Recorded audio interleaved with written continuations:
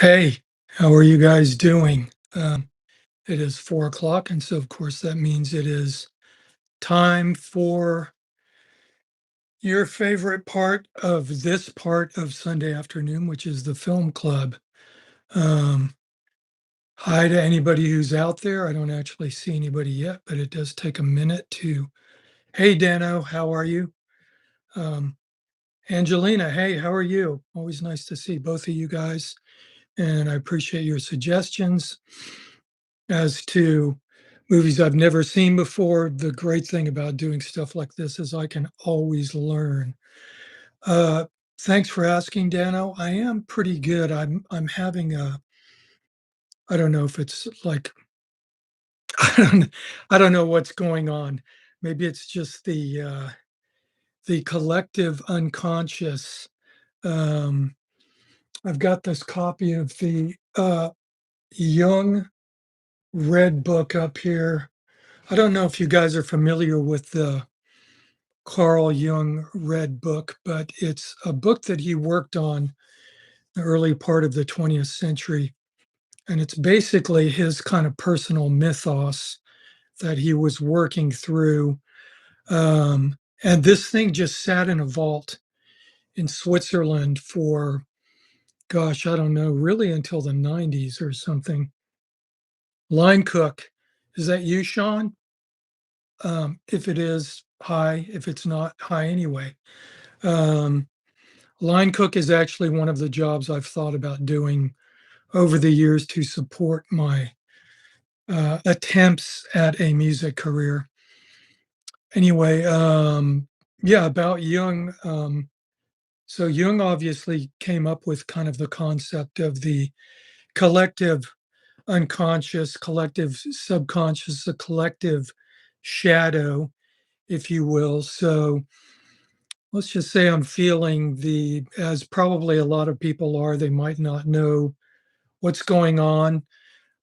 I mean, a lot of weird stuff is going on, certainly, but the collective unconscious for those of us who are sensitive to that type of thing, I think possibly artists and just other people who uh, feel things, understand them, don't know where they come from, and want to try to explore that type of stuff.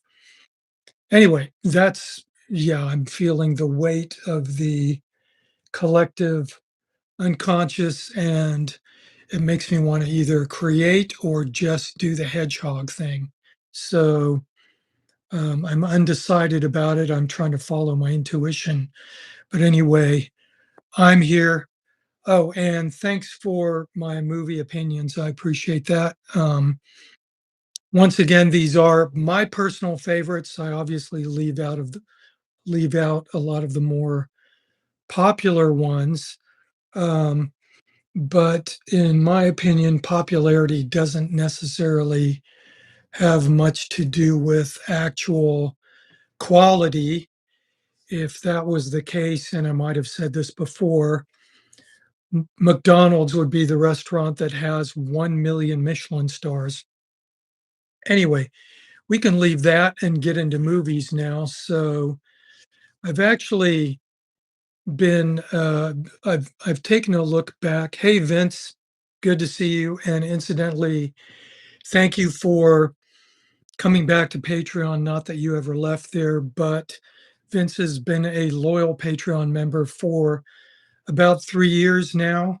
And if you guys want to go over there and take a look at what I've got, you can incidentally join as a free member. So you can see the stuff that I'm putting out there. And then at any point, you can decide to become a paid member. So I have a lot of stuff from my personal archive that you can find nowhere else other than there. And right now I'm actually doing something called the process, in which I show people exactly how I kind of start formulating, putting an album together, how I choose the material, etc. In this case, all the material stems from I put out an album called The Value of Decay that's probably about 15 years ago at this point when I was doing that album. In the middle of it was quite intensive because I was doing a lot of stuff myself, basically everything except for the drums. So I needed to take a break in the middle of it. And during that break, I didn't actually take a break because I had this whole other list of material that I'd been formulating in the back of my head. And so I had the drummer throw down drum tracks. I took one day to do this. I had him throw down 9 completely separate drum tracks. Let's see, is the link on my YouTube to Patreon? Yes, I believe it is. If you look in the bottom there, there's the link to Bandcamp, Patreon, Buy Me a Coffee, and a variety of other things. I think there might be a link to Jennifer's art site, which you'll definitely want to take a look at. But also, within my YouTube page right here, I've got a bunch of playlists. So, for example, one is called Riffology, and Jennifer and I did this experiment about 10 years ago where her or I was either going to come up with a riff that was about a minute long, and then she would take a look at it and do a corresponding animation that was basically inspiring her. Or likewise, she'd make it a little animation and I would do a riff to go with that. These are all extremely digestible. I think the longest one might be 2 minutes. But if you've never seen much of Jennifer's animation, it's a great sort of little dive into it. And if you want to see more big time stuff, you can just watch the movie Waking Life, Scanner Darkly, Five Obstructions by Lars von Trier. She worked on all that stuff. Um, so I think maybe we got up to about 20 riffologies. And what happened was the very first one she did out of the gate, she ended up working on it for like 4 months. It was like a minute's worth of animation because she is, in fact, an extreme perfectionist, which is why everything looks amazing that she does. But anyway, we've been talking about rebooting this riffology series, and we didn't have any rules based on it or anything, but take a look at the riffology um, playlist, and you might enjoy taking a look at that. And also, I'm going to separately put up the individual audio files, and some people requested me previously make these available so they could turn them into um, phone rings and stuff like that. So anyway, that's yet another plan that I have for that sort of stuff. Hey Ben, good to see you. Um, so let's get started with movies. All right, so I keep adding these. So obviously the this is going to go on, and I'll see how I get just past uh the few things here. I think actually last week we managed to end with Ryan's Daughter by David Lean with um, Robert Mitchum and Sarah Miles, and also Trevor Howard. I left his name out. He plays the village priest, and does Trevor Howard is always amazing, no matter what he's in. And so that was the last movie that we ended up with for 1970. And another thing that I did, I've got to be a little more conscious of this, is just running through this stuff like crazy and giving you guys a little more time to participate and myself to just kind of take it easy a little bit because there's not a race to the finish with this. I mean, I have all the time in the world, fingers crossed. Um, and so I'm going to try and slow it down a little bit. And hopefully, this won't bore you guys. And I'm just trying to allow for obviously the copious and divergent storytelling that I happen to run off on during my recounting of my favorite movies. So, okay, we finished up with Ryan's Daughter, 1970, and probably this is going to be a movie that at this point is an incredibly famous movie. Everybody knows it. There's already been a questionable sequel, not a sequel, a questionable reboot of this movie that was done by Tim Burton, and points for him for redoing it. I think he's more or less right in my generational age, mid 60s, somewhat.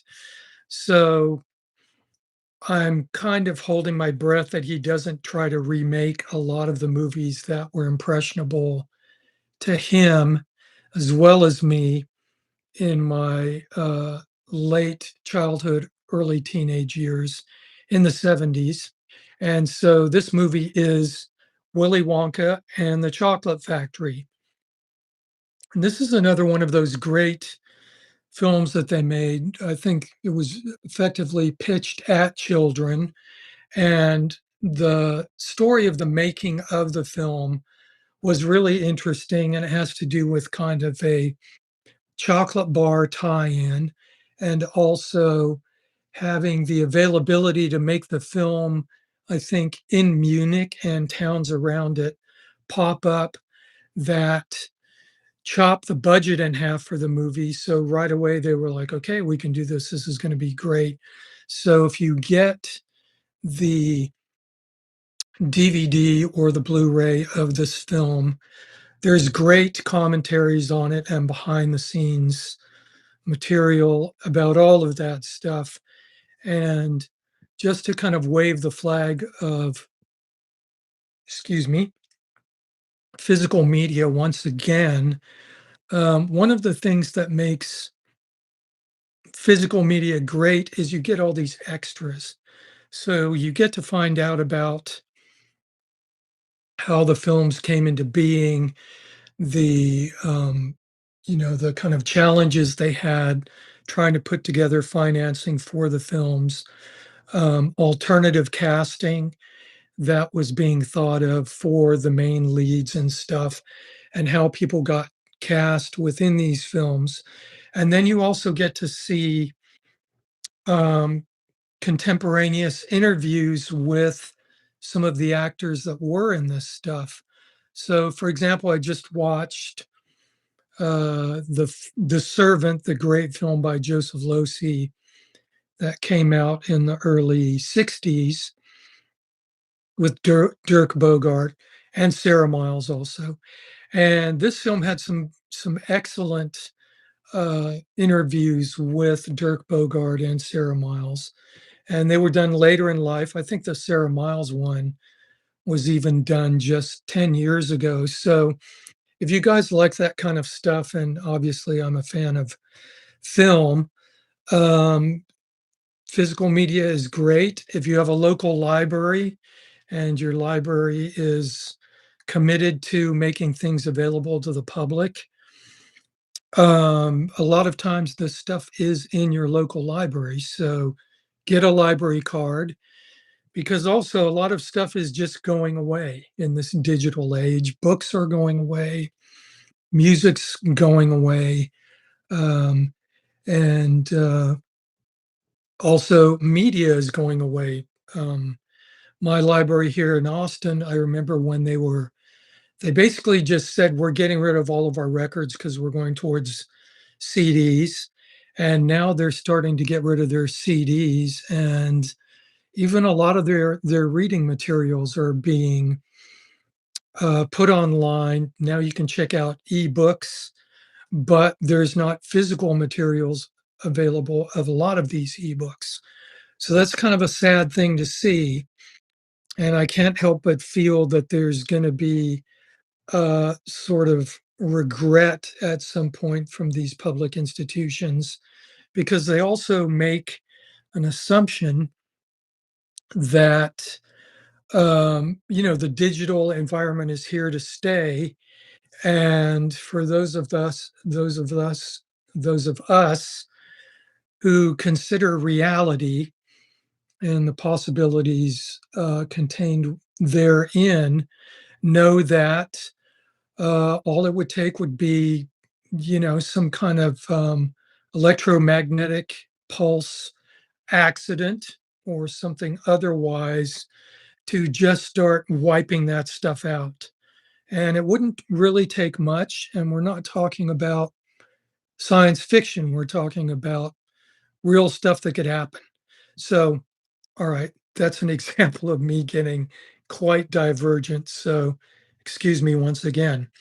Anyway, Willy Wonka and the Chocolate Factory, I did see this in a cinema when I was 12 or 13, um, in El Paso, Texas. I don't think I could, for some reason, my uh, best movie-going pal, John Evans, was not available to see this one with me, and it was showing in kind of a part of town that was kind of far away from me, so not only did I had to take the bus downtown, but then I had to wait for about 45 minutes or an hour to be able to get another bus to what is called Midtown in El Paso now, I think. And that was the Pershing Theater where it showed.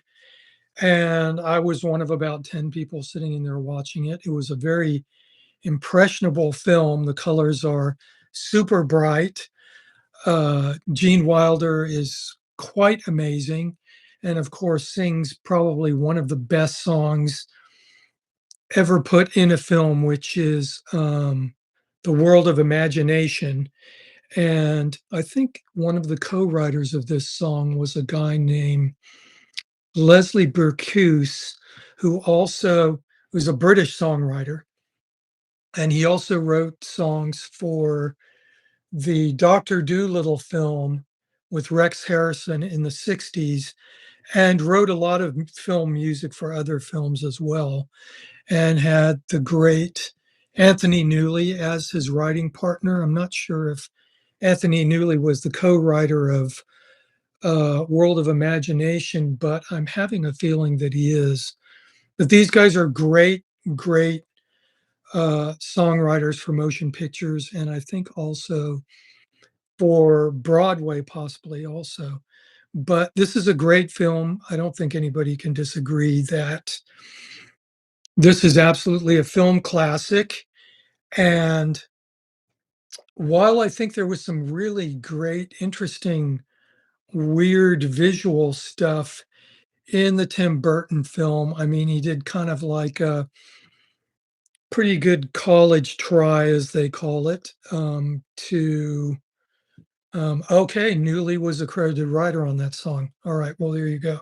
And of course, for those of you who are David Bowie fans, Bowie has acknowledged publicly that Anthony Newley was one of his great influences. And if you listen to early Bowie, I'm going to say probably up to the point of Hunky Dory, especially on the ballads. If you listen to some Anthony Newley, you can definitely hear the Bowie and the influence he had on David Bowie. If you listen to early Bowie, um, but yeah, the some stuff was great in the Burton version of the Chocolate Factory. Other stuff incredibly cringeworthy. I think probably Burton was under pressure from producers who were saying, "Okay, we have to have some rap in this. The Oompa Loompas have to start rapping because the kids love rap." And um, I mean, this would have been just as awful as if in the original one they put. I'm not even sure what it would be. Um, well, if it was a little later, it could have been like a disco song or something hideous like that. But if you ever put any kind of contemporaneous music reference into any film, you're just sealing that film, dating it, making it utterly horrible, and just a reminder that you did that at some point in the future. So It's kind of sad that people cave into that pressure, but that is the business, as they call it. So let's leave Willy Wonka, and also, I mean, Gene Wilder, um, just amazing, amazing performer and actor, and just one of these great actors who just played under the radar, except when he didn't, like in things like Young Frankenstein, where Mel Brooks is just basically seeing how far he can go, or of course any of the films he made with Pryor, which are just, I mean, those films are absolutely amazing films. I can always watch those films because they are excellent. So, okay, it's already 20 minutes and I've done one movie. Um, Next movie, and this movie might be a little bit under the radar to you guys. And this is the movie that effectively ruined Dennis Hopper for, gosh, I don't even know. Maybe some of you guys out there might know how long the blacklisting went on for Hopper. But it started with this movie, which is called The Last Movie, ironically enough. And so at this point, Hopper was coming off of the massive, massive success of Easy Rider.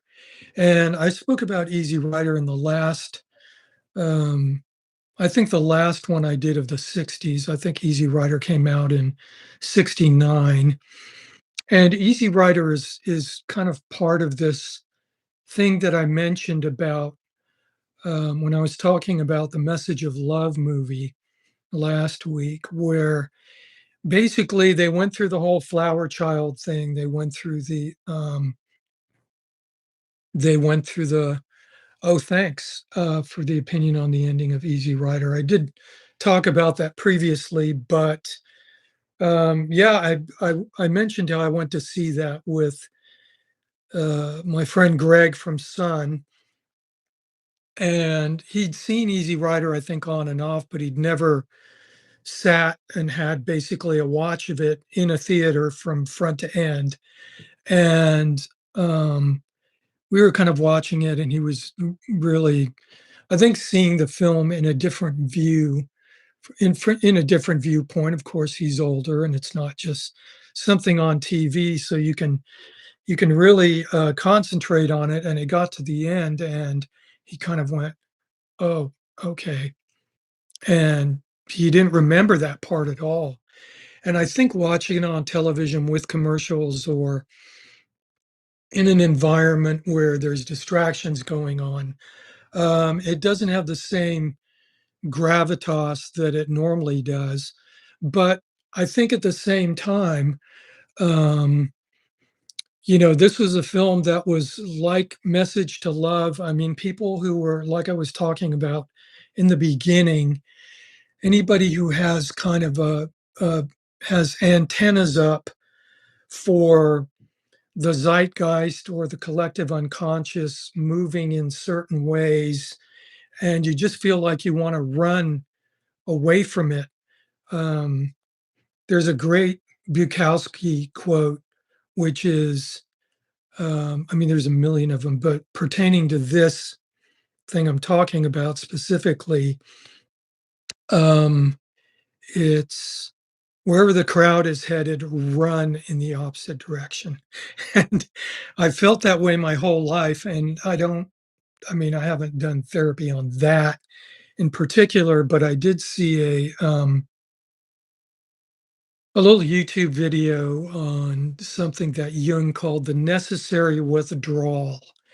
And I think there's a lot of like-minded people that when they see society or groups, large groups of people doing a certain thing, they just, they want to cringe. I'm one of those type of people. But um, anyway, the last movie by Dennis Hopper is very much a movie in this vein. And I think he started working on it maybe, of course, Easy Rider, they didn't know it was going to make money. Just on a short side note to recap for people who didn't hear that. Effectively, I think Peter Fonda was one of the producers for the movie Head by the Monkees. He put up a lot of the money, and basically, when that movie was a gigantic hit, he made a lot of money. They were just going, "Here it is, man." This was we did right on this thing. And of course, that movie, Easy Rider, is all about the ending of like where the flower children have gone. And of course, now we know they went into business and they made a shitload of money and they didn't care about the flower child thing anymore. Some of them moved off into the hills, a lot of them overdosed and stuff like that. But oh, good, the light of my life is back. Maybe she'll say hi for 1 minute. But anyway, one of the things that Dennis Hopper did with all of the money from Easy Rider was he got it in his head to make a kind of existentialist, um, metaphysical Western. And the premise of the movie, the last movie, is he's a stuntman working on a film, and they're shooting the film in Peru. And he gets an idea that he wants to make a film that's an extension of behind the scenes of how the natives are reacting to this film that's being made down there. So it's a little bit, there's some complexity and some multi layering going on.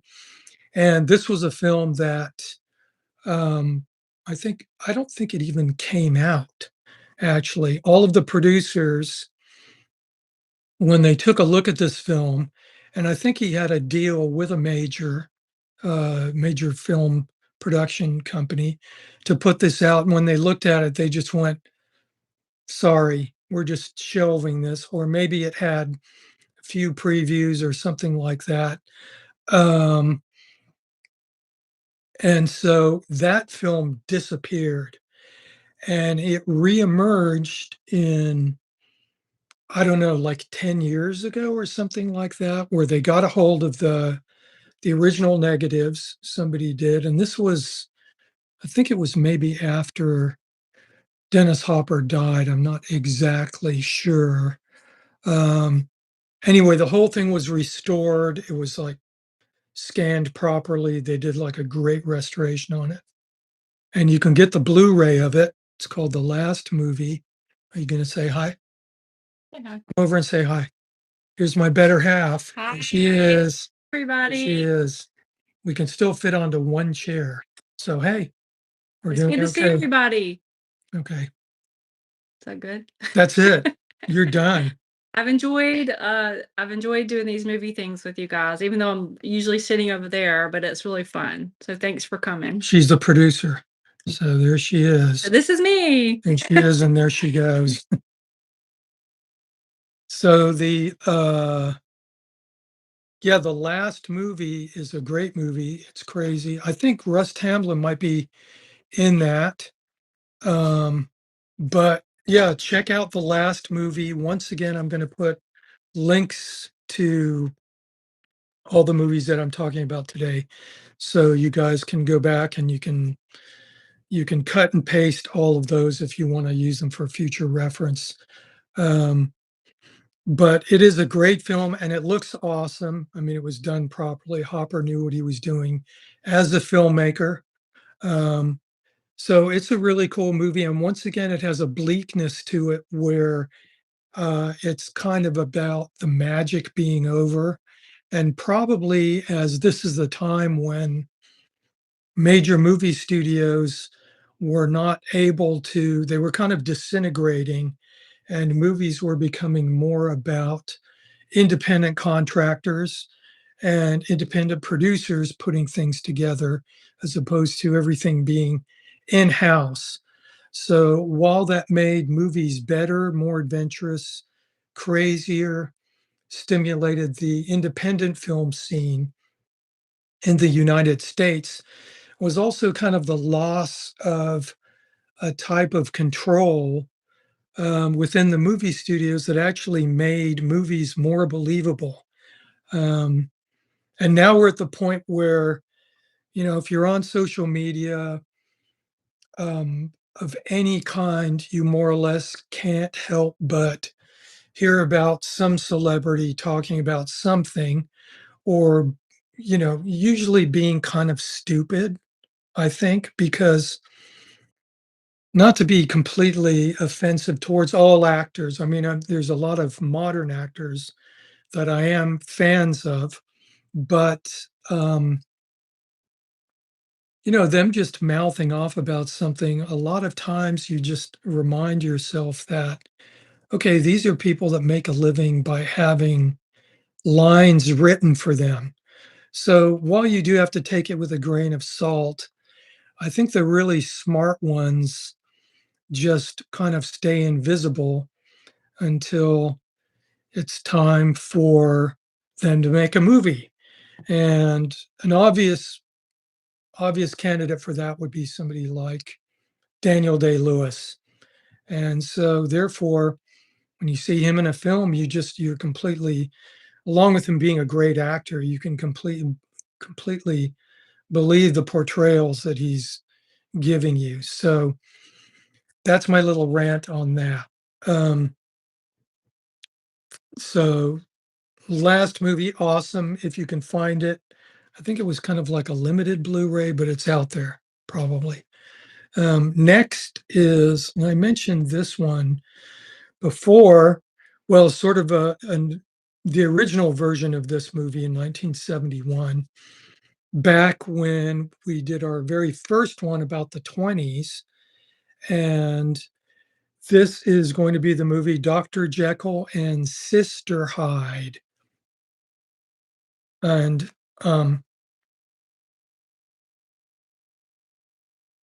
Dr. Jekyll and Sister Hyde is a Hammer film made in 1971, and it stars this British actor named Ralph Bates. And I'm going to have a little divergent story about Ralph Bates right now. And Ralph Bates is also in. He was in quite a few Hammer films and a bunch of other stuff also. But he's one of these actors where whatever scene he's in with any other actor, he just basically sucks all of the air out of every scene. You just basically have to look at him because he completely is all in on every character he plays. And so he's in one of my favorite Christopher Lee Dracula films, and I think it's from '69. It's a Dracula film called Taste the Blood of Dracula. And this is a great Christopher Lee Dracula film. Christopher Lee's Dracula arc is kind of interesting because, of course, he made the great, um, I think, horror of Dracula in the late 50s for Hammer, took some time off, came back and made Dracula Prince of Darkness, which is a film where I don't think he even speaks in the whole film, which just makes it even awesome. I mean, he just stands there and he's completely terrifying. And then he started to make them more or less regularly through the 60s. But this Taste the Blood of Dracula film with Ralph Bates in it starts out with basically Dracula being killed and then his blood disintegrating into powder with a variety of accoutrements strung around his medallion, his ring, his cloak. They're picked up by a guy who takes them back to London, has them in an antique shop, and there's kind of a dissolute, as they used to call it, and burned out son of an aristocrat who's a Satanist who gets disowned by his family and basically goes slumming and ends up getting supported by prostitutes because they find him so magnetic. And then um, he falls in love with some pillars of the community. All takes place in the Victorian era. And they meet up with him in the brothel where he more or less lives. And they're looking for thrills. And he kind of calls them out and says, "You guys, you have no idea what thrills are. You just don't even know." And they're going, "Really? Well, tell us what could be more thrilling than what I'm doing in here." And he says, of course, "Well, selling your soul to the devil is really kind of the ultimate thrill." So he convinces them to pool their money together so they can buy all of this stuff from the antique dealer that has all of the relics associated with Dracula. And so he says, "Well, it's Black Mass time, and we're gonna, I'm gonna leave it there. And then any of you who are interested in going further with this film, it's one of the great Christopher Lee Dracula films, and I think it's from 1970 or 69, possibly. Anyway, this is a long segue about Ralph Bates. When I was living in London, I used to go to Portobello Road, which is a huge antique market, and they have a lot of antique shops there. And if you've never been to London, I recommend you go there and walk around, and don't really go on the weekend. Maybe go on I think the main market is Saturday and Sunday, but I think they're probably open Thursdays and Fridays now. Anyway, I went down there with a friend of mine and just walked around, and we went into some of the little antique shops there. We were looking around, and I went into this one antique shop, and I walked into had kind of a smaller back room. And when I walked back there, there was this little kind of it's almost like how Mexicans make ofrendas for Day of the Dead. And it was a little table with a picture of Ralph Bates on it. I recognized him immediately. And then there were some candles and some items or something, and some incense burning, I think. And it was just done very nicely. And it was kind of a little memorial to Ralph Bates. And he had just passed away maybe within a few months of the date that was on the kind of memorial thing that was for his funeral. And I looked at it, and because I'd sort of stopped thinking about Ralph Bates completely. I hadn't followed his later career or anything like that. And there was an older lady there, and I was just looking at this, and there was nobody else in the shop. And she came up to me and she said, "Oh, were you a friend of Ralph Bates, or do you know about Ralph Bates?" And I just said, I kind of basically went into this little story about how I thought how great he was, and he was such a magnetic presence on screen. And it was actually his wife, and it was kind of an amazing thing. And she just said, "Oh, well, thank you so much. A lot of people come in and they just take a peek and they walk out, and they don't know who he is." So she said it was really, nice to meet somebody who appreciated his work. So that was kind of a cool thing. And so he's in um, Taste the Blood of Dracula, the two main ones that I know. And he's also in Dr. Jekyll and Sister Hyde. And Dr. Jekyll and Sister Hyde is a kind of gender transforming riff on Dr. Jekyll and Mr. Hyde. So somehow, when Dr. Jekyll's doing his experiments for eternal life or whatever they are, he's doing experiments with fruit flies. And after he's completed one of his experiments and he shows it to a friend, um, the friend goes, "Oh, but this female fruit fly in here is laying eggs. And he goes, no, that can't be right. He goes, yes, yes, it is. He sees the fruit fly laying eggs, and then he's kind of going, uh, um, oh no. It's the classic mad scientist makes a mistake thing. And so whenever he takes his formula, he turns into a woman. And that woman is Martine Beswick. If any of you people who are Hammer horror films, I think she's in Prehistoric Women, which I haven't been able to see because there isn't a region one version of it. And she's also in 1,000,000 Years BC. I think she has a big fight with Raquel Welch. So they're basically cave women kicking the crap out of each other. So if you've never seen that, this is something you have to see before you move on uh, into the next realm. And so this is a great film, Dr. Jekyll and Sister Hyde.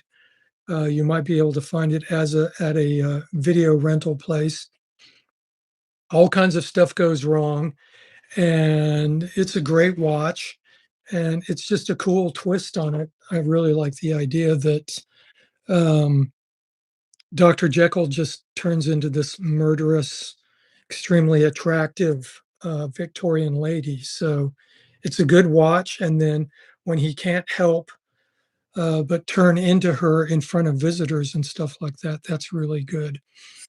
So it's not particularly graphic, but it's a really cool watch. And I recommend that one. And also RIP Ralph Bates. Great. Once again, a great personification and very cool. So, okay, next one. Ne- I haven't done that yet. Producer wants to know something. I'll get to it after I talk about one more. Next film is 1971 also, and it is Fiddler on the Roof. And Fiddler on the Roof is great. It's filled with great songs. It's a great story. Not the most joyous thing, like you might think that Fiddler on the Roof is just this sort of enjoyable Broadway hoot, and it's actually incredibly depressing. And, I've had a couple of friends who, uh, older friends who grew up with watching Fiddler on the Roof at least twice a year. They came up in more or less regular, observant Jewish households. And so I think even sometimes I'd been over to their house over the years and Fiddler on the Roof was on. So this was just something that had to be watched. It was like, we're just watching it. It doesn't matter if anybody's actually watching it. We just have to put it on and have it on in the background because otherwise Passover or whatever would not be complete. So it's a cool traditional thing. And the songs in it, there's great sarcasm, bitterness, humor, resignation. Um, and once again, there's also a very, very cool behind the scenes documentary that's really long. I'm trying to remember exactly who directed that. Um, but this is also a movie that I think won 8 Academy Awards or something ridiculous like that. A lot of them. But if you guys have never seen Fiddler on the Roof, it's me recommending it. So I think it's a great film. And as far as musicals are concerned, it's up there pretty high. I mean, it's one of these ones that's almost untouchable. I mean, like Sound of Music or West Side Story. I mean, that doesn't stop people from trying again. And long may they try. But, the originals are kind of knocking the thing out of the park. It's Norman Jewison, who is a great, great director. I think actually he made Rollerball too, which is another great 70s movie. So you can pretty much watch any Norman Jewison film, and they're gonna be great, really good, great acting, great production, great cinematography, um, genius filmmaker, and people at big studios were always ready to write a check for him, especially after he started winning Oscars. So, next one, I like the way these are kind of shifting around. It just shows you the great, awesome variety of films back then. And of course, we haven't even hit one person in tights yet flying through the air. So that's also cool because that's what most movies are now, fortunately. Although I think we're reaching the end, um, hopefully. I mean, is like 90 films about that stuff enough yet? They're kind of like Westerns in the 50s or something. Okay, that's enough now. Um, Next, 1971, and this is part of the great science fiction trilogy that Heston made, and it is The Omega Man. And of course, this is a classic story by the great writer Richard Matheson. And the original story was called I Am Legend. There's there was a movie, there was a version of this before Omega Man, which is called Last Man on Earth. And that's with Vincent Price. I think I mentioned that film when we were talking about the 60s. And then there's a later version with Will Smith, which is actually named after the book I Am Legend. I've only seen little bits of it. Um, Unfortunately, now Will Smith is one of those people who I can't help but think of certain things when I watch him in anything now. So maybe you should just take a break for like 20 years and come back and play. Who should he play? Uh, oh, I know. If he really wanted to like go someplace different, he could maybe, put on about 20 or 30 pounds and get some lifts in his shoes and play Paul Robeson. How about that?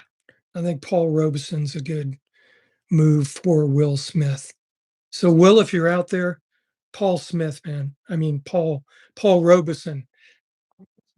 Paul Robeson is a great actor, singer, and activist also who got blacklisted. Phenomenal, phenomenal baritone or bass voice. I mean, incredible singer, incredible writer, incredible actor. Paul Robeson, you know, I mean, a great American. That's all I can say. Vince says film version of Godspell is pretty amazing in terms of great rock and roll bass soundtrack. And actually, I did play in my second professional engagement was playing guitar for the El Paso Community Theater in a version of Godspell. So that was my second professional arrangement, and I played in that with my best friend John Evans, who played on the silent treatment. So I know that's a cool score. Don't actually own it, probably would not listen to it too much. Vincent also says Anthony Zerbe is great in Omega Man. Everybody's great in it. And one of my favorite parts, the beginning of Omega Man is great because you've got him driving through downtown LA. They basically we're closing off downtown LA. There's no virtual digital constructed version of it on the back lot. There's no fake sort of version of it. He's driving around downtown LA, I think in like a Firebird or a GTO or something. And he goes to a movie theater and he goes in the movie theater and he knows how to run movies. And he's sitting in there by himself and he's watching Woodstock and he's lip syncing one of the speeches that they're giving to the crowd at Woodstock. And I mean, that's almost the movie almost goes downhill for me after that. I mean, I could just watch Heston mouthing speeches from Woodstock for a solid 40 minutes. I think it would be a good thing. Um, although now with AI, we can have things like that. We can see this is going to be one of the great things about AI. We could actually have Heston at Woodstock on the stage saying the speeches, and then we could have the audience booing Heston for saying them because they would have thought Heston was pretty right wing at the time, probably. And I mean, he was a little right wing, but he got weird when he got old. But he's still Heston, you know. I mean, come on, you know, he's entitled to an opinion. So, um, What movies they like. okay, Jennifer wants to know what movies you guys like. So, Yours or actors, or this is just from the 70s, or is it we're only up to 71 at this point. So, oh, you're still only at 71? yeah, it's because I'm mouthy. So, you know. So this is just gonna trickle down to the point where we're talking about one movie for 3.5 hours. It's actually my talk is actually longer than the film. So, okay, well, you guys throw movies in there. I'm just gonna move along and see how far I get. So Omega Man is great. The whole thing's awesome. It's one of the lighter ones. I think it's definitely lighter than Planet of the Apes. Um, Thing with Two Heads, love that one. That's a movie that I saw in a theater back then. Ray Milland and Rosie Greer, I think, right? I mean, how awesome is that? And also, just on a side note, um, I could probably do just an entire live stream about American International pictures. So, um, American International, Samuel Z. Arkoff and James H. Nicholson, I think were the guys behind American International. And just the beginning, the credit sequence for American International was great. I mean, the minute you saw that kind of golden seal with the blue sky behind it, um, you know, I just was thinking it's going to be an awesome film. So they did the thing with two heads and frogs and um, you know, all those amazing 70s kind of pulpy type of horror and gangster movies. Um, JM says talking about Jung in film, maybe not one of the best 70s film, but producers of Steppenwolf with Max von Sydow wanted the film to be the first Jungian film. That's interesting. Yeah, I mean, I think, yeah, I'd have to think about that some more because, I mean, obviously, I think people like Tennessee Williams, um, Harold Pinter, those type of people were obviously definitely aware of that kind of stuff. Were bringing those things in, but they weren't overtly about Jung. But I think I've mentioned that uh, psychoanalysis was starting to make an impression, certainly in the 50s and 60s, absolutely in the 70s. Let's see. Angelina says, Scarecrow in a Garden of Cucumbers is one I finally managed to see last year. Hmm. Incredible Hollywood Lawn. Nope, I'm writing it down. Angelina always comes up with something I've never seen. Amazing. Scares Scarecrow in a Garden of Cucumbers. commerce. Yeah, I'd be interested how they tried to pitch that exactly. This is called Scarecrow in a Garden of Cucumbers. You know, people were just, you know, I have a golf date now. Does actually sound like a 70s It title. is a very 70s title, very 70s.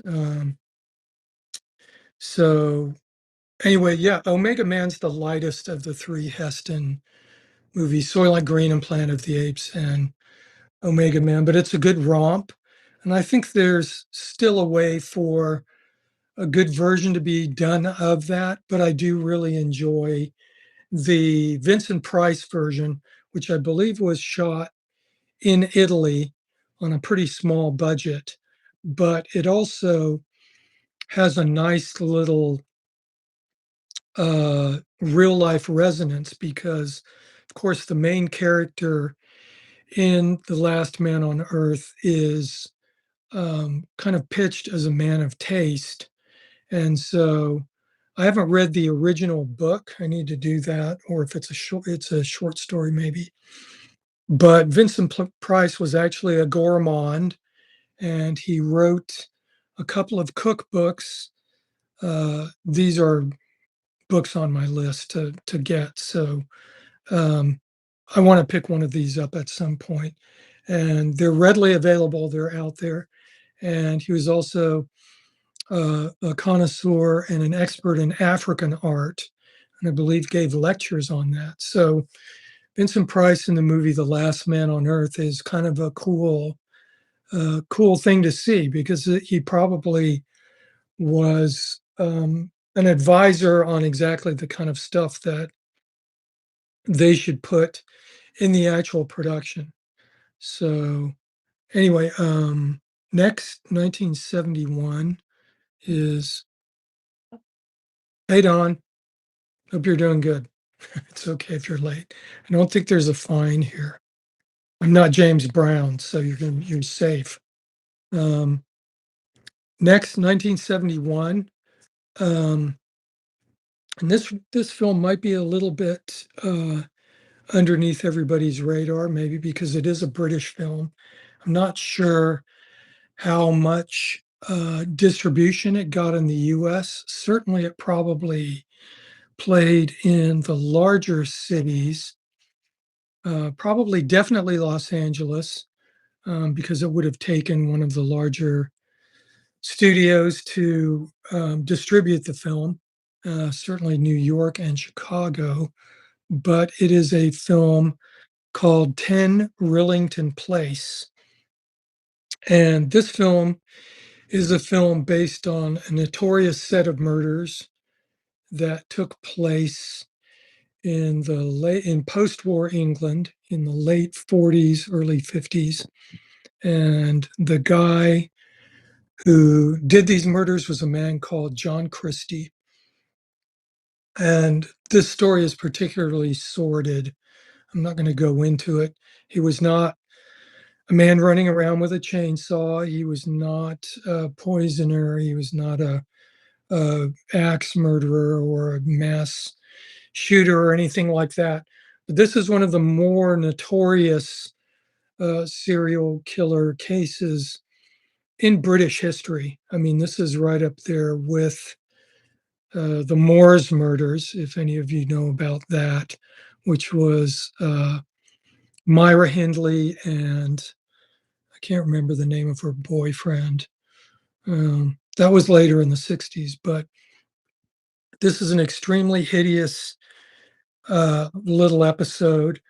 John Christie was really just obviously a psychopath, but this is quite an incredible film if you've never seen it. And it's one of John Hurt's earliest films.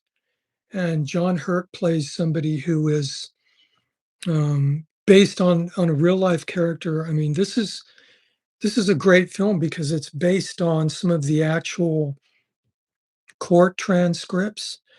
And John Hurt plays a person of lower intelligence. I mean, he actually was not, he was at this point, I mean, we can just say that he was mentally disabled, but somehow still managed to get married and have a wife and a child. And he became the tenant or a co tenant at the building where John Christie lived. And this is just part of the overall story. And I'll let you guys investigate that if you want to, because I really don't want to say anything about it because as it unfolds, the stuff that happens leaves you kind of with your mouth hanging open, and you can't believe the stuff that goes on.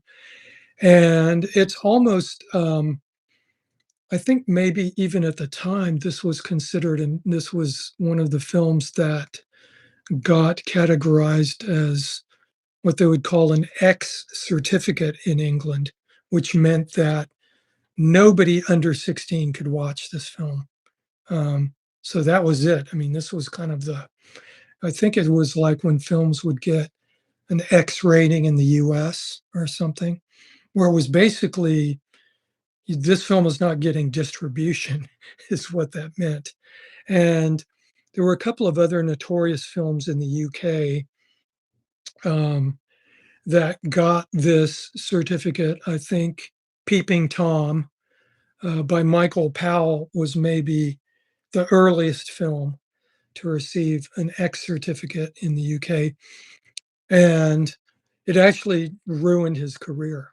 I mean, he couldn't make another film. I don't think he got to make another one until maybe the 70s or something. I mean, really appalling. Yes, Sebastian, they're actually nasties, but before nasties, where you had the British Board of Film Classification just saying nobody in the public can see this. Of course, they got to watch it. So, it's or if it got an X certificate, maybe it got shown at some place like the Scala or the Everyman, like twice, and then they just put it back on the shelf. Um, but oh, the person that I'm leaving out, of course, is the star of 10 Rillington Place, who plays John Christie, who is none other than the great Richard Attenborough, who some of you may know from Brighton Rock.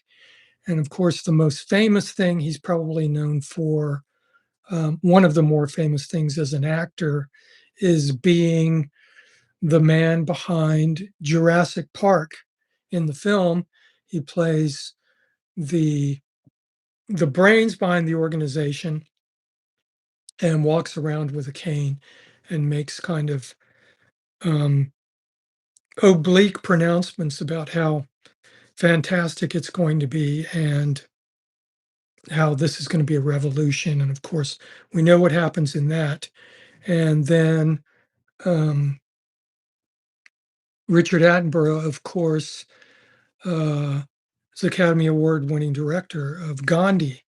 And he's in countless other films. And I have a personal story about Richard Attenborough. And when I was living in the UK, yet again in the 90s, I had a friend who he still lives there occasionally, works there, a friend who's an orchestrator. And an orchestrator is a person who basically works for the composer of the film, and the composer of the film might give them outlines of chord progressions and melodies done on piano or maybe a chamber orchestra or something. They hand it over to the orchestrator, and the orchestrator scores it for a big orchestra. Then it gets recorded. So this friend of mine was working on a film that Richard Attenborough was directing in the mid 90s, and I think it was called Gray Owl. And it was a film that had Pierce Brosnan in it. And Pierce Brosnan, is that correct? Pierce Brosnan? Brosnan. Pierce Brosnan. So Pierce Brosnan was playing this, it was based on a true story. And it's based on a story of a man who had kind of a shtick going during vaudeville time, music hall time, where he basically portrayed himself as an authentic uh, Native American. I'm not sure exactly where he said he was from. Like, I think he said he was like a full-blooded Algonquin or Winnebago or something that nobody had ever heard of at that point. Anyway, I'm I'm being divergent with that. So my friend was working on a the score for uh, this album for this film Gray Owl. Richard Attenborough was directing it, and he called me up and he said, "Hey, what are you doing?" And I said, "Well, I'm not doing anything this immediate moment. What are you doing?" He goes, "Well, I'm in the studio. I'm in Air Studio, Air Lyndhurst, which is where a lot of orchestral music gets recorded. Incidentally, it was built by George Martin, who was the producer of the Beatles. So my friends at Air Lyndhurst, they're recording they're working on the score for, I don't know if Gray Owl. I don't know if they're mixing or not." And he says to me, "Hey, how'd you like to come over and meet Richard Attenborough?" And I said, "Yeah, of course. I'll be right over." And of course, I mainly knew Richard Attenborough from the movie Brighton Rock, which is this gangster movie where he plays sociopathic gangster. And I think maybe this might be, would have been one of the reasons why he ended up doing 10 Rillington Place, because he was so great at portraying this character in Brighton Rock, which is just a loathsome, hideous, psychopathic gangster. And this was a movie, I think, in the 50s or the 40s, possibly. Somebody might be able to correct me on that.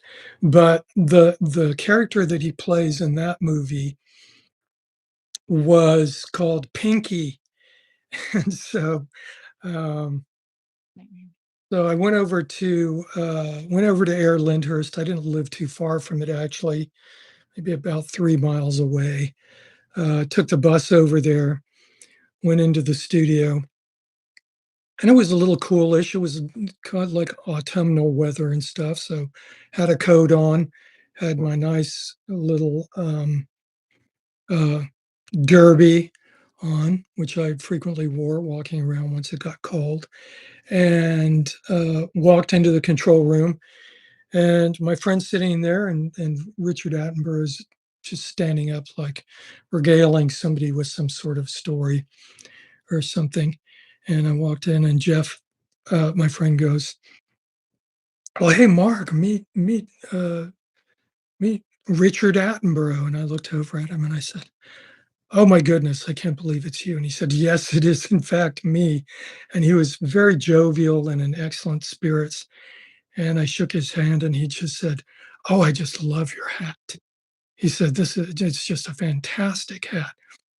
And I said, "Oh, thank you so much." And I said, "Well, it's just a great pleasure to meet Pinky in person." And that just made him start laughing. He said, "Well, I'm a little long in the tooth now, but there still might be some Pinky inside me or whatever." So that was my meeting with, John Christie and Pinky at the same time. And this was one of these great experiences that you'd have whenever you meet somebody who's has somewhat of a profile. Do Who is the most famous person I've ever met? okay. Producer wants me to ask all of you, who's the most famous person you've ever met, since I'm name dropping. Most It could be the most obscure famous person, Well, the most obscure famous person wouldn't be that famous. but it could just be, I don't know, their favorite famous person to meet. Yeah, it's like when people say to me, they're like, "Oh my God, what are you doing here?" And I just go, "Well, it's not like you jumped up and ran across the room when I walked in." So, um, yeah, it's not like meeting Heston or what Art Garfunkel. Well, nice one. Yeah, okay. That's a really great one. Love Simon and Garfunkel. They're one of those bands, kind of like the Beatles in a weird way, where you think they've done all this stuff, and then you realize, oh, actually, they made 4 records. It's kind of crazy, their influence. Let's see. Don Joe says, Beck, Mike Patton, Chris Robinson. Okay. Yeah, I've met Beck. I met Mike. Haven't met Chris. Um, Sebastian says, don't even live in the US, so not really famous around here. Well, I mean, there's famous people everywhere, right? They're his own famous person. I mean, they can be, people who are famous to you. I mean, this isn't necessarily, um, I mean, I've met some people who I thought were like, wow, crazy, but they weren't necessarily hugely, amazingly famous. Let's see. Dano says, I met one of the guys from Jackass at a Slayer show. Oh, okay. Well, if you're going to meet one of those people, I think Slayer show is, that's the best place to meet one, right? Jammed with Keith Emerson. Oh my God. Okay. Huge Emerson Lake and Palmer fan here. I was in the audience at the, if you know the Live at the Royal Hall, if you know the Live at the Royal Albert Hall record, went to that show. So yeah, I mean, I love those guys. I mean, the first four records, okay. I mean, just undeniable, amazing stuff. Um, Met a lot of musicians. Never an actor, says Don Joe. Felix says, haven't been to too many places, but I met Biz Markie. Marquee, Biz Markie, don't know who that is. like be with the Beastie Boys, and he would. Oh, okay. Yeah. Oh, okay. Yeah, I'll take that. Yeah, that sounds good. Let's see. Unrelated question from my endless trivia. Did you work with Lustmord, Mark? No, I did not. I think that was maybe later. Owens did like a Lustmord like kind of thing or whatever. But yeah, I mean, I'm the kind of person who I'm like the annoying fan because if I ever see somebody who I have respect for, um, I'm not like fan as in short for fanatic, but I feel it's important to meet people and tell them that you appreciate their work. Because as a person who's had a few people meet me and tell me that they appreciate what I do, it means a lot to us, people who have somewhat of a profile. So, a little bit of sugar is still very nice because we too have bad days, and I'm not including myself in the hyper famous people, but Like obscure famous. would be obscure famous. Thank you, producer. I'm obscurely famous all damn day. I feel good about that because I wouldn't want to be incredibly famous. I mean, that would be its own. Remember the last famous person you met? Who was the last famous person? JB Smoove. Oh, yeah, okay. Yeah, so JB Smoove from Curb Your Enthusiasm was the last famous person I met. And that was accidental. It was great and weird.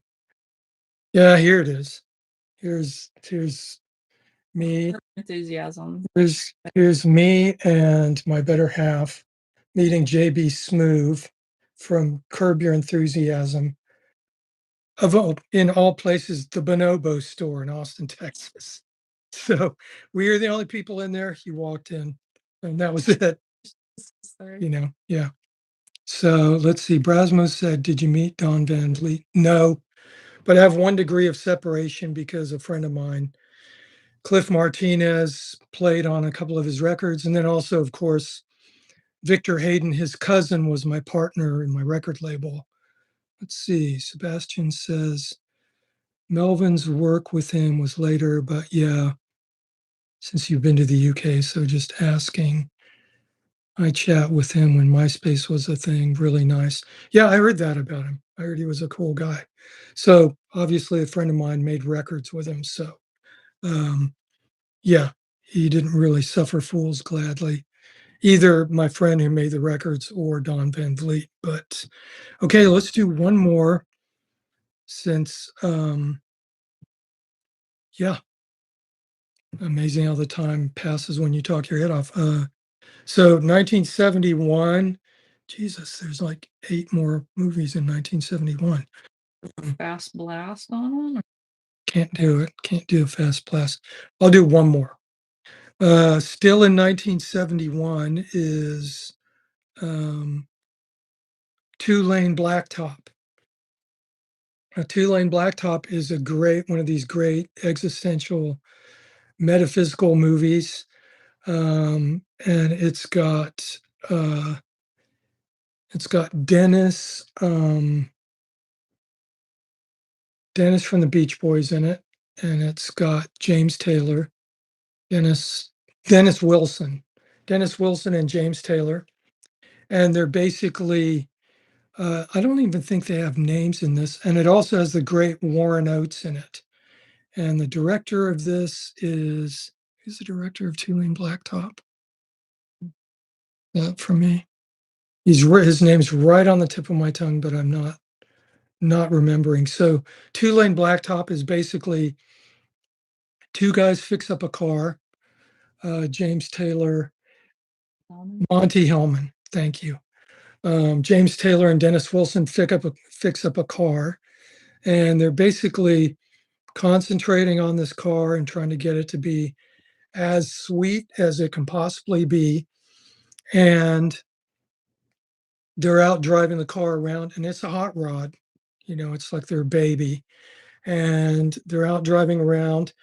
And as they're driving around, they keep running across this guy that's got a GTO. And he's kind of like looking at their car, looking at them. And it's not particularly antagonistic. It's just on this sort of metaphysical level where it's just kind of, yeah, are these machines the best they can possibly be? And here's another machine that might be possibly better or not as good. Or so once again, I think I don't think there's any names involved in this. And Jack is a big fan of this movie. It's Richard Linklater. oh, Linklater's a fan. I heard that from the producer who worked with Richard Linklater. So Poster of it, Two-Lane Blacktop, yeah. did a tribute of it, Really? Southwest a long time ago. Oh, okay. Well, hopefully nobody will remake it because this is something that needs to just stay as it is. It doesn't, I guess maybe in a weird way, the 28 Fast and Furious movies are nothing but a remake of that movie, except with more cars and girls with tighter pants. I don't know. I don't know what it is. But this is a great watch. And Monte Hellman's awesome. He made a movie called Cockfighter also with Warren Oates that I will talk about later. And so this is I think basically the names of the people are in the movie are the girl is literally called the girl. And maybe either Dennis or James Taylor is called Pink Slip. I'm not sure. And then Warren Oates is called the man or something. But anyway, they get in a conversation and they're kind of like, my car is better. It's kind of dumb dude stuff in a way, but it's not just on that level. It's got this whole other thing happening. And of course, it has Warren Oates. And so Warren Oates is incredibly generous with these two guys who are not musicians. I mean, they are musicians, excuse me. They're not actors. I'm not even sure how many other films they were in, but I think Monte Hellman was after trying to keep this as real as possible. And that's one of the reasons why he put Dennis Wilson and James Taylor in it, because he didn't really want any of the baggage that actors bring with them. And I don't even remember who the girl is, but it's basically you've got these four characters basically revolving around each other. The premise is they're going to race for the pink strips of these, or the pink slips of these cars. And that's the whole movie. Sounds boring as hell, right? It's actually great. So the cinematography is great. It's people really racing cars. There's nothing to do that in the box at this point. And I think Warren Oates drove a lot of his own driving scenes. And of course, if you want to see him driving, also you can watch Bring Me the Head of Alfredo Garcia. he's got a GTO that he's driving around until basically he has to trade it out for something else. But there isn't a bad Warren Oates movie. And this is one of his best, along with Cockfighter. And he's who he is. It's completely believable. He's not playing to the camera. You really get the feeling that you're eavesdropping on, like you're one of the people in there trying to figure out what's going on also and why these people are doing what they're doing. I think there's a really great restoration of this out there that Criterion did. You can get this out of the library or probably stream it somewhere. I think if you have HBO, this is the kind of thing that you can stream. Comment of a famous person. Let's see. JM says 5 years ago, I went to see a screaming of Dead Man. Next day, saw Gary Farmer, who played nobody in the film, at a local brewery. He sat and talked with me and my kids for two kids for like 15 minutes. See, that's an awesome thing when people are generous with their time like that. They don't have to be. I mean, JB Smooth with us. JB Smooth, yeah. I mean, I was kind of going, I don't know about this guy, if I'm gonna, approach him or not. But I did actually hear his voice when he came in. Yeah. He started talking to us first, so that's my excuse. And then we just kind of went, "Oh, you're you," and he's like, "Yeah, I am." So he was a great guy to talk to, generous with his time. Once again, out in public, just being him, and I think he even had kind of a guy going around with him, maybe a minder or something like that, just like a schedule keeper. And I was talking to that guy and I said, I bet this has happened 90 times today. And he goes, yeah, maybe more. I think was it during South by or something, maybe? It was during ACL, maybe, I think. I think it was ACL. On my birthday, I think. Well, that's around ACL. Yeah, so that happens here. Even you get these guys coming into town or whatever, and they want to whatever. They're cool. It's cool, and so yeah, that's it for today. I mean, Sebastian said. Sebastian says the '60s list took a while. The '70s list will take longer. But I bet we love to hear your take on the film. So go and take the amount of episodes you need. Thank you. I appreciate that. And once again, I mean, I try to bring a lot of these films just as personally close to me as possible because they are my favorite films. So occasionally I've got interactions with people scattered throughout them. I mean, they're not major or they're not, and they're more or less accidental. I mean, these aren't people that I would troll online or go like, I gotta find this guy, or I'm not a fan in the term of fanatical. And I understand about keeping my distance from people. So even though I haven't done that at points. So sorry about that to whoever's out there. Say in comments, people can say if there's anything that would I think people can actually hear you. So you can just yell it if you want. Say it. come around. You can. She's going to come around now.